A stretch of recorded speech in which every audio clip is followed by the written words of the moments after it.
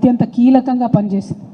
ఇదే పెద్దపల్లి జిల్లాకు సంబంధించినటువంటి సింగరేణి బొగ్గుగని కార్మికులకు హబ్ అయినటువంటి రామగుండం తదితర ప్రాంతాల్లో మేము తట్టా చెమ్మస్ కింద పడేస్తామని చెప్పి బెదిరిస్తే భయపడి ఆనాడు సెంట్రల్ గవర్నమెంటు తెలంగాణ రాష్ట్ర ప్రకటన ఏర్పాటు దిశగా ఆలోచన చేసిన విషయాన్ని కూడా ఈ సందర్భంగా మనందరం గుర్తు చేసుకోవాలి.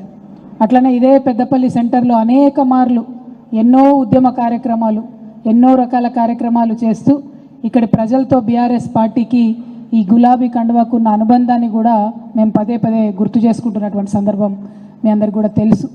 మరి ఇవాళ ఒక పార్టీ పెట్టి 25 సంవత్సరాలు నడవడం, అది కూడా అప్రతిహతంగా నడవడం అంటే చిన్న విషయం కాదు.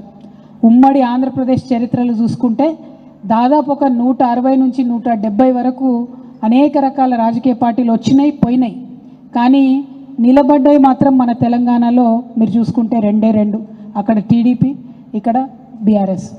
మరి నిలబడ్డాయి అంటే ఇక్కడ బీఆర్ఎస్కు ప్రత్యేకంగా పెనవేసుకొని పోయి ప్రజలతోని ఒక ఆత్మీయ బంధం, ఒక పేగు బంధం ఉందని చెప్పక తప్పదు. ఎందుకంటే ఒక్కొక్కసారి సందర్భంలో ఎలక్షన్లలో ఓడిపోయిన సందర్భాలు ఉన్నాయి, ఒక్కొక్కసారి గెలిచిన సందర్భాలు ఉన్నాయి. కానీ ఏది ఏమైనా ఈ గులాబీ కండువ కనబడంగానే కొట్టుకొని తెలంగాణ గుండె ఉండదంటే మాత్రం అది ఖచ్చితంగా తెలంగాణ సమాజం అంతా యాక్సెప్ట్ చేసేటటువంటి నిజం. ఎందుకంటే బీఆర్ఎస్ వాళ్ళను ఇదే గులాబీ కండువను ఎక్కడ చూసినా కూడా ఒకప్పుడు అవహేళన చేశారు. ఎందుకంటే 5-10 మందే ఉండే ఆనాడు మమ్మల్ని చూసి అవహేళన చేసినటువంటి వాళ్ళందరూ కూడా ఇవాళ అరే గవాళ్ళు ఉంటేనే బాగుంటుండే, మన రాష్ట్రానికి కొంత రక్ష ఉంటుండే అనేటటువంటి పరిస్థితి వచ్చింది. మరి ఇటువంటి ఒక పార్టీ పెట్టి మొత్తం భారతదేశ చరిత్రను మార్చి, చరిత్ర గతిని మార్చి 10 సంవత్సరాల్లో రాష్ట్రాన్ని దేశంలో నంబర్ 1గా నిలబెట్టినటువంటి ఈ పార్టీ రజతోత్సవ సంబరం అంటే సిల్వర్ జూబ్లీ 25 సంవత్సరాలు గడిచి చేసుకుంటున్నటువంటి సంబరం అది వరంగల్లో చేసుకుంటా ఉన్నాము. మనం ప్రతి సంవత్సరం బీఆర్ఎస్ పార్టీ నుంచి ప్లీనరీ పెట్టుకొని ఆ తర్వాత ఎవ్రీ ఇయర్ సభ చేసుకున్నప్పటికీ కూడా ఇది ప్రత్యేకత ఉన్నది, చాలా ప్రత్యేకత.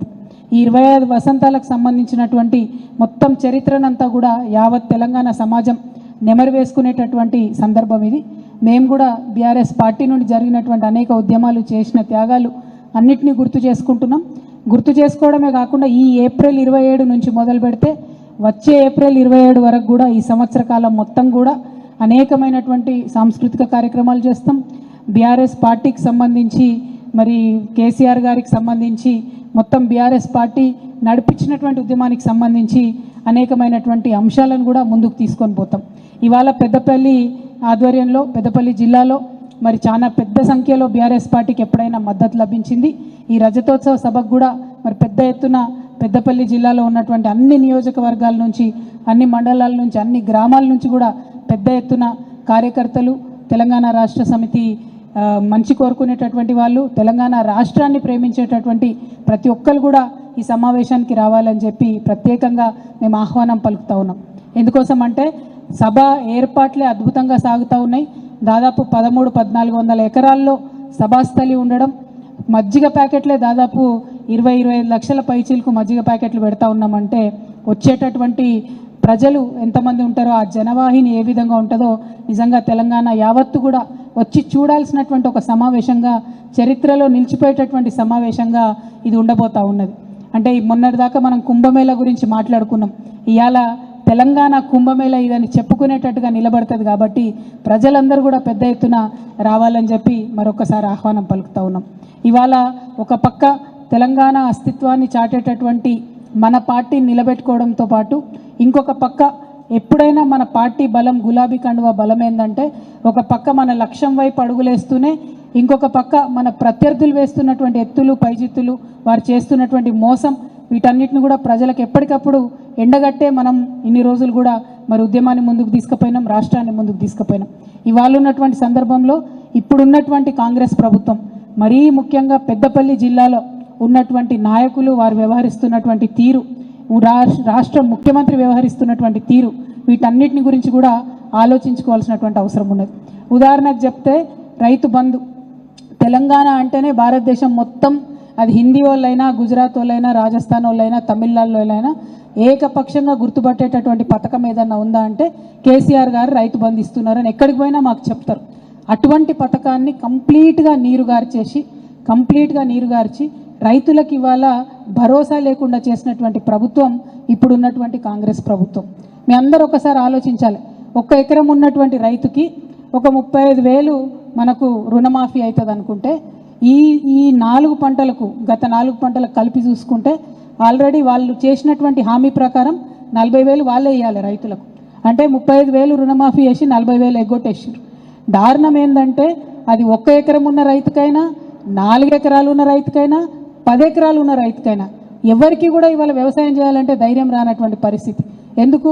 ఒకవేళ పంట వేసుకుంటే మనం నారు పోసుకుంటే మరి తర్వాత నీళ్ళు వస్తాయా రావా తెలియనటువంటి పరిస్థితి, తర్వాత ఎరువు బస్తాలు దొరుకుతాయా దొరకవా తెలియనటువంటి పరిస్థితి, చివరికి వచ్చే దశలో నీళ్ళు ఇస్తారా ఇయ్యగరా తెలియనటువంటి పరిస్థితి. అన్నీ దాటుకొని మనం ధాన్యం చేసి కళ్ళంలా మరి వడ్లుంటే వాటిని కొంటరా కొనరా తెలియని పరిస్థితి. నేను ఇవాళ ట్రావెల్ చేసి హైదరాబాద్ నుండి ఇక్కడి వరకు వస్తుంటే ఈ గత 2-3 రోజులుగా వచ్చినటువంటి గాలి దుమారంతోని వానతోని అనేక చోట్ల ధాన్యం నానిపోయి ఉన్నది, అనేక చోట్ల మామిడి తోటలు పాడైపోయి ఉన్నాయి, అనేక చోట్ల మొక్క తోటలు పాడైపోయి ఉన్నాయి. మరి ఇటువంటి పరిస్థితులలో ఈ పెద్దపల్లి జిల్లాలో ఉన్నటువంటి మంత్రి శ్రీధర్ బాబు గారిని నేను డైరెక్ట్గా అడుగుతా ఉన్నా, ఎందుకు మీరు రైతులకు భరోసా ఇస్తలేరు? ఎందుకు మీ ప్రభుత్వం తరఫున మీరు ఒక ప్రకటన చేస్తలేరు? ఎందుకు మీరు మంత్రులు కానీ ఎమ్మెల్యేలు కానీ పోయి ఆ పంటలను పరామర్శించలేరు? ఇదివరకు రాళ్ల వాన పడ్డప్పుడు బీఆర్ఎస్ హయాంలో మేము పోలేదా?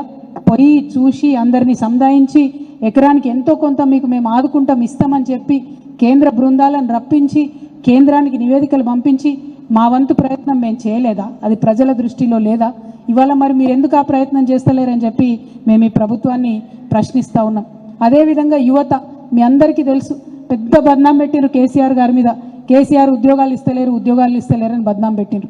ఈ వచ్చినటువంటి 16 నెలలల్లో ఏం చేసిరు? మీరు ఎన్ని ఉద్యోగాలు ఇచ్చిరు? కేసీఆర్ గారు అంతకుముందు 80,000 నోటిఫికేషన్లు ఇస్తే అదే 80,000కి వెళ్ళి మీరు 50,000 మీరు ఇలా ఉద్యోగాలు ఇచ్చి కొత్తగా మేమేదో ఇచ్చినామని చెప్తున్నారు. గ్రూప్ 1 కండక్ట్ చేసిండ్రు. ఎంత దారుణం అండి! గ్రూప్ 1లో ప్రతి ఒక్కరు కూడా ఇలా కంప్లైంట్ చేస్తున్నటువంటి పరిస్థితి ఉన్నది. తెలుగు మీడియం వాళ్ళు అంటున్నారు, ఇంగ్లీష్ మీడియం వాళ్ళు అంటున్నారు, అంతటా కూడా అవినీతి జరిగిందని అంటున్నారు.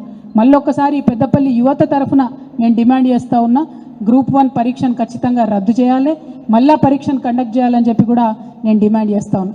అట్లానే జీవో 29 దాని ద్వారా మొత్తం రిజర్వేషన్ వచ్చే ప్రతి ఒక్కరికి, అది మహిళలు కావచ్చు, ఎస్సీలు కావచ్చు, ఎస్టీలు కావచ్చు, బీసీలు కావచ్చు, అందరికీ కూడా అన్యాయం జరిగే విధంగా కొత్త జీవో తీసుకొచ్చారు.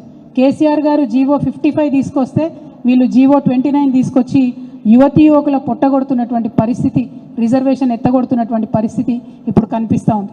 అట్లనే మీ అందరికీ తెలుసు, తెలంగాణ ఉద్యమం నడిచిందే నీళ్లు నిధులు నియామకాల మీద.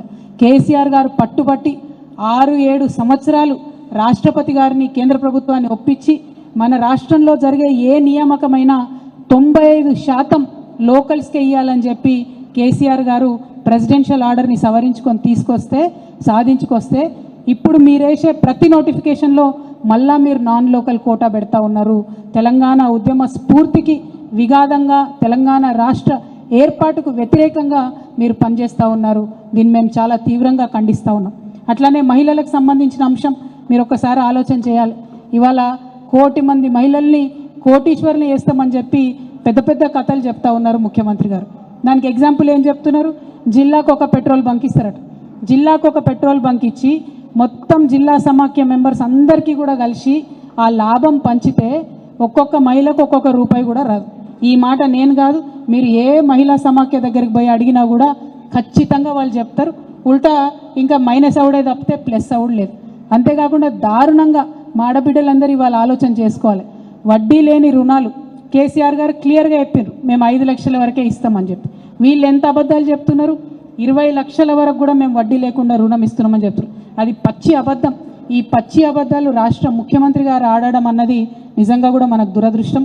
మన కర్మ ఏంటంటే తెలంగాణ కోసం కొట్లాడి ప్రాణాలు పణంగా పెట్టుకుని తెచ్చినటువంటి రాష్ట్రంలో ఇప్పటి వరకు జై తెలంగాణ అనని ముఖ్యమంత్రి ఉండడం, జై తెలంగాణ అనని మంత్రివర్గం ఉండడం నిజంగా కూడా దారుణం. మీరు వాళ్ళ ఏ మీటింగ్లన్నా చూడరి, జై సోనియమ్మ అంటారు తప్పితే జై తెలంగాణ అని మాత్రం అనరు. ఆ ముఖ్యమంత్రి గారు, ఆ మంత్రివర్గం ఎప్పుడైతే జై తెలంగాణ అంటారో ఆనాడే వాళ్ళు మన గురించి ఆలోచించగలుగుతారు తప్పితే ఇంకొకటి లేదన్న విషయం ఇవాళ మనం ఆలోచన చేసుకోవాలి. అట్లనే ఇదివరకు స్కూళ్ళు గురుకులాలు ఎంత బాగుండే, అద్భుతంగా పిల్లలందరూ ఎవరెస్ట్ ఎక్కేటట్టుగా మనం చేస్తే, అందరికీ ఐఐటీలలో ఐఐఎంల సీట్లు వచ్చేటట్టు మనం చేస్తే, ఇవాళ పిల్లల్ని పొట్టబెట్టుకుంటున్నారు. 100 మంది పై చిలుకు పసి ప్రాణాలు ఆల్రెడీ పోయినాయి. అట్లనే హాస్పిటళ్ళు ఎంత బాగుండే, కేసీఆర్ కిట్ ఇస్తే గవర్నమెంట్ హాస్పిటళ్లలో ప్రసవాలు పెరిగి ఉండే. ఇవాళ మళ్ళీ అది ఉల్టాయి, మళ్ళీ ప్రైవేట్ హాస్పిటల్కి పోయేటటువంటి పరిస్థితి వస్తుంది. అంటే 1, 2 అని కాదు, ఏదైతే కేసీఆర్ గారు మొదలుపెట్టినటువంటి అభివృద్ధి పథం ఉన్నదో దాన్ని మొత్తం కూడా వెనక్కి తీసుకుపోయి రాష్ట్రాన్ని మళ్ళా తిరోగమన దిశలో నడిపిస్తున్నటువంటి ఈ కాంగ్రెస్ ప్రభుత్వం యొక్క వైఖరిని కూడా ఆలోచించి మనం ఎండగట్టాల్సినటువంటి అవసరం ఉన్నది. మరీ ముఖ్యంగా మన సింగరేణిని మీ అందరికీ తెలుసు, కేసీఆర్ గారు ఎన్నడూ కూడా బొగ్గును వేలం వేస్తాం, బొగ్గు గనులు వేలం వేస్తామంటే ఒప్పుకోలేదు. మనం అన్ని ఆక్షన్లను కూడా బహిష్కరించినాం. కానీ ఈ ప్రభుత్వంలో ఈ రాష్ట్రానికి సంబంధించిన ఉప ముఖ్యమంత్రి బట్టి విక్రమార్క గారు మొత్తంగా సింగరేణిని కేంద్ర ప్రభుత్వం దగ్గర తాకట్టు పెట్టేటట్టుగా బొకేలు తీసుకుపోయి, మొన్న హైదరాబాద్లో ఆ కమిటీ వాళ్ళు వస్తే వాళ్ళ దగ్గరికి పోయి మేము కూడా వేలంలో పాల్గొంటాం, మీరు వేలం వేసుకోండి అని చెప్పి ఒప్పుకొని వచ్చినటువంటి సందర్భం ఇలా సింగరేణి ప్రజలందరికీ కూడా నేను తెలియజేస్తూ ఉన్నాను. మనం కాపాడుకున్నాం సింగరేణిని, వాళ్ళు మొత్తంగా కూడా ఎత్తేసేటటువంటి ప్రయత్నం చేస్తున్నారు.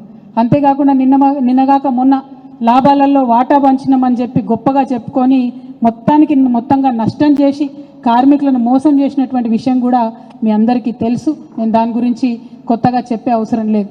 అట్లానే కేంద్ర ప్రభుత్వం లేబర్ కోడ్ 3 ఘోరమైన లేబర్ కోడ్లు పాస్ చేస్తే చూసుకుంటూ కూర్చున్నారు కాంగ్రెస్ వాళ్ళు, కానీ ఒక్క మాట కూడా అనలే. అంటే వీళ్ళు కేంద్ర ప్రభుత్వాన్ని ఎదిరించారు, రాష్ట్రంలో జరగాల్సినటువంటి అభివృద్ధిని చూసుకోరు. మనం 8 మంది బీజేపీ వాళ్ళని 8 మంది కాంగ్రెస్ వాళ్ళని గెలిపించి పంపిస్తే మనకి 8 రూపాయలు కూడా రాలేదు బడ్జెట్లో. 8 + 8 = 0 అన్నట్టుగా మన తెలంగాణ పరిస్థితి తయారైంది. అంటే అల్టిమేట్గా ఈ విషయాలన్నీ చూసి మనం ఆలోచించుకుంటే తెలంగాణలో కాంగ్రెస్ బీజేపీ యొక్క పరిస్థితి చూస్తే ఏది ఏమైనా ఇంటి పనికైనా మంటి పనికైనా మనోడు ఉండాలి, ఈ గులాబీ కండువా కప్పుకున్నోడు ఉండాలని ఇవాళ తెలంగాణ ప్రజలందరూ కూడా భావిస్తున్నటువంటి ఈ సందర్భంలో మరి అద్భుతంగా 25 వసంతాల పండుగ మనం వరంగల్లో జరుపుకోబోతా ఉన్నాం. చాలా పెద్ద ఎత్తున కనీవిని ఎరగని రీతిలో ఈ సభ ఉండబోతా ఉన్నది. ఈ సభ ద్వారా ఒక మంచి మెసేజ్ దేశమంతా కూడా పోబోతా ఉన్నది. ఈ సభకు పెద్దపల్లి నుండి అందరూ కూడా పెద్ద ఎత్తున తరలి రావాలి అని చెప్పి నేను అందరినీ కూడా కోరుకుంటా ఉన్నాను. మరి మా పెద్దపల్లి జిల్లా ముద్దుబిడ్డ మా పెద్దన్న కొప్పుల ఈశ్వరన్న గారికి, అట్లానే మా అన్న మాజీ ఎమ్మెల్సీ గారు నారదాసు లక్ష్మణ్ గారికి, అట్లానే పెద్దపల్లి స్థానిక శాసనసభ్యులు గౌరవనీయులు మనోహర్ రెడ్డి గారికి, అట్లానే మా జాగృతి పెద్దపల్లి జిల్లా అధ్యక్షుడు బీఆర్ఎస్ నాయకులు పెంట రాజేష్ అన్న గారికి, అట్లానే ఓదెల మండలం అన్న నాయకులు మన గంటా రాములన్న గారికి, జెడ్పీటీసీ గారికి, అదేవిధంగా మన